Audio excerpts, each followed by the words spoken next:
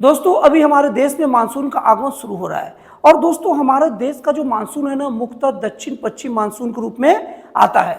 और आज की वीडियो हम लोग जानेंगे कि दक्षिण पश्चिम मानसून होता क्या है, पश्चिम मानसून बनता कैसे है और उसका हमारे स्वास्थ्य पर, हमारी खेती पर और हमारे अर्थव्यवस्था पर क्या प्रभाव पड़ता है। सबसे पहले हम लोग ये समझ लेते हैं कि दक्षिण पश्चिम मानसून होता क्या है। दोस्तों अगर दक्षिण पश्चिम मानसून की बात किया जाए ना तो ये एक ऐसी मौसमी प्रक्रिया होती है ना जो जून से लेकर सितंबर तक भारतीय उपमहाद्वीप में ना बहुत तगड़ा वर्षा करती है। दोस्तों आप लोग भारतीय तो समझ गए कि भारत का, लेकिन अगर भारतीय उपमहाद्वीप की बात किया जाए ना तो उसके साथ नोट कर लीजिए कौन कौन देश आते हैं। एक भारत आता है, फिर एक नेपाल आता है, फिर पाकिस्तान आता है, बांग्लादेश आता है, भूटान आता है और श्रीलंका आता है। मतलब कि अगर कोई आपको भारतीय उपमहाद्वीप की बात करे तो इतने सारे देश को एक साथ लेकर चला करो। तो दक्षिण पश्चिम मानसून वही मौसम होता है, वो मौसमी प्रक्रिया होता है, वो सिस्टम होता है जो भारतीय उपमहाद्वीप में जून से लेकर सितंबर तक भारी बारिश करता है। अब हम लोग देख लेते हैं कि दक्षिण पश्चिम मानसून बनता कैसे है। दोस्तों एक विज्ञान का नियम आप याद रख लीजिए कि अगर कहीं पर दबाव कम होता है तो हवा उस ओर तेजी से बढ़ता है जहां का दबाव कम है। क्यों? क्योंकि वो दबाव को भरना है। और दूसरा एक और विज्ञान का नियम याद कर लीजिए जिससे आपको ये मानसून को समझने में सुविधा होगा कि बनता कैसा है। दूसरा नियम ये है ना कि हवा का नियम है, अगर गर्मी पाएगा हवा ना तो हवा ऊपर की ओर उठेगा। यहां तक क्लियर हो गया। अब क्या होता है, गर्मी के दिन में जो धरती, जो समुद्री भाग का टेम्परेचर थोड़ा कम होता है क्योंकि उसमें पानी रहता है, और जो तटीय भाग रहता है या जो धरातल का भाग रहता है उसका टेम्परेचर बढ़ते जाता है, गर्म होते जाता है।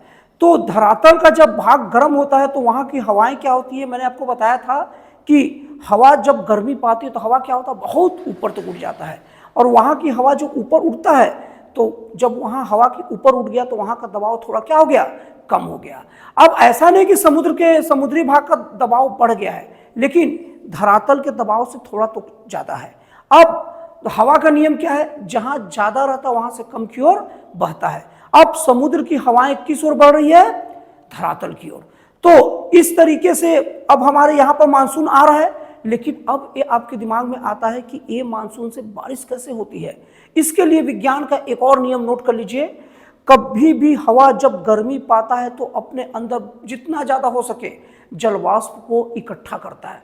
हवा गर्म होता है अपने अंदर जलवाष्प को लेते जाएगा, और हवा जब ठंडा होगा तो जलवाष्प को छोड़ेगा। आपने देखा होगा कि फ्रिज वगैरह जब बॉटल निकालते हैं तो उस वक्त कुछ नहीं रहेगा, लेकिन जब ठंडी में, जब खुले में रखेंगे अंदर एकदम चिल्ड पानी को, तो उसके ऊपर वेपर जम जाता है।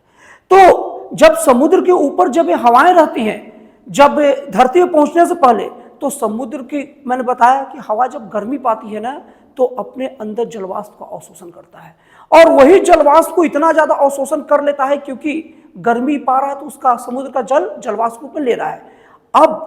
अब जब वो धरातल पर आता है और एक खाली जगह को भरता है तो यहां तक तो ठीक है, कुछ हवाएं जो इतने रफ्तार से वो आती हैं कि वो पहाड़ों से टकराती है। और जब पहाड़ों से टकराती है, जैसे कि एग्जांपल के तौर पर हमारे भारत के दक्षिण भाग से हवा आई, अभी उस पाऊंगा मैं, और वो हवा चलती आई। अब जहां जहां पहाड़ रहेंगे ना वो हवा ऑटोमेटिक ऊपर उठेगा। और आपको एक और नियम याद होगा कि धरती से जैसे जैसे ऊंचाई बढ़ता है टेम्परेचर क्या होता है, कम होता है।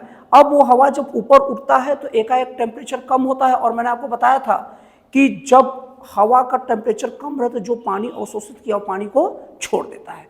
तो यही जब पहाड़ों से टकराकर हवा ऊपर की उठती है और टेम्परेचर डाउन होता है तो जो पानी समुद्र से लिया था वो पानी को यहाँ वो छोड़ देता है, जो है वर्षा के रूप में प्राप्त होता है। और हमारी जो दक्षिण पश्चिम जो मानसून है ना, ध्यान दीजिएगा, भारत में एंट्री लेता है तो वहां से दो भागों में बढ़ जाता है। एक भाग हमारे देश के पश्चिम में कौन सा भाग है, अरब सागर। तो अरब सागर शाखा इसको कहते हैं, और वो देश के पश्चिमी घाट पर घनघोर वर्षा करती है। जैसे महाराष्ट्र हो गया, मुंबई वगैरह, ये सब कोंकण वगैरह इलाके में इसी से वर्षा होती है।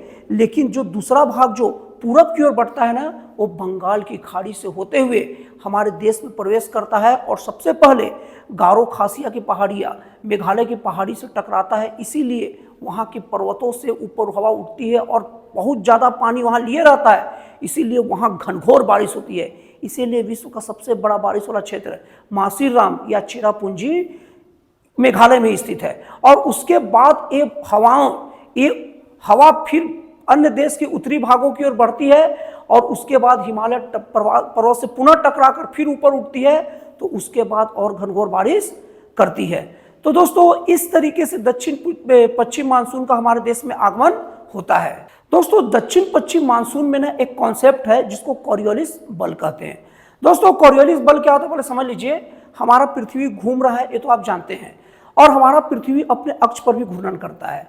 तो जब हमारा मानसूनी हवाएं जब भूमध्य सागर से बढ़ता है भारत में आने की ओर, तो ये पृथ्वी के घूमने के कारण ना एक्चुअल में शुरू में तो ये दक्षिण पूर्व की ओर बढ़ता है, लेकिन पृथ्वी के घूर्णन के कारण जो कॉरियोलिस बल जो मैंने आपको बताया, उसी के कारण ये दक्षिण पश्चिम में कन्वर्ट हो जाता है। इसीलिए इसे दक्षिणी पश्चिमी मानसून भी कहा जाता है। मतलब दक्षिणी पश्चिमी मानसून शुरू में दक्षिण पूर्वी रहता है, लेकिन ये कॉरियोलिस बल के कारण ही इसकी पोजीशन बदल के दक्षिण पश्चिम हो जाती है। अब दोस्तों ये जो दक्षिण पश्चिम मानसून है ना, वो हमारे ऊपर और हमारी देश के अर्थव्यवस्था के ऊपर बहुत ही गहरा प्रभाव डालती है। दोस्तों सबसे पहले बात, जब ये दक्षिण पश्चिम मानसून जब आती है ना, तो जो पूरा अप्रैल से लेकर जो मई जून तक का जो भीषण जो गर्मी गिरते रहता है ना, उससे हमें पूरी तरीके से आराम दिलाती है, राहत दिलाती है। और दोस्तों अगर देश की अर्थव्यवस्था पर इसका असर के बारे में बता दूं, तो मैं आपको बता रहा हूं कि देश से 55 से 60% अर्थव्यवस्था इस मानसून पर ही निर्भर है। मानसून जब अच्छा आता है तो हमारी देश की खेती होती है, और अगर बारिश ठीक से न हो तो हमारी देश की खेती पर बहुत ही नकारात्मक असर पड़ता है। और अगर खरीफ फसल की बात किया जाए तो चावल, मक्का, बाजरा, ये सब तो पूरी तरीके से वर्षा पर ही आधारित है। आदमी हालांकि इसके लिए बहुत सारा उपाय ढूंढ लिया है, नलकूप है, बोर है, बोरवेल सिस्टम है, लेकिन फिर भी अभी भी ये केवल 40 से 45% तक ये सब चीजें राहत दे पाई है। और दोस्तों अगर जिस वक्त मानसून ठीक से ना आए तो देश में सूखा पड़ जाता है, देश में फसल कम होता है, इसके चक्कर में महंगाई बढ़ती है, कालाबाजारी बढ़ती है, बहुत सारी समस्याओं से सामना करना पड़ता है। और दोस्तों आपको मैं बता दूं कि ये अच्छे तरीके से मानसून आता है तो हमारे धरती के अंदर पानी का अच्छे तरीके से मतलब रिचार्ज हो जाता है हम लोग का धरती, और जिसकी वजह से हम लोग को पेयजल की समस्या से निजात मिलती है। और दोस्तों एक बात बता दूं कि इस साल 2025 के में मौसम वैज्ञानिकों का कहना है कि मानसून बहुत अच्छा आएगा। तो दोस्तों आपको ये जानकारी कैसा लगा, ये कॉन्सेप्ट कैसा लगा, प्लीज मुझे कमेंट करके बताइएगा। तो फिर मिलते हैं अगली वीडियो में एक जन कल्याणकारी और एक राष्ट्रवासी प्रेरित नए विचारों के साथ।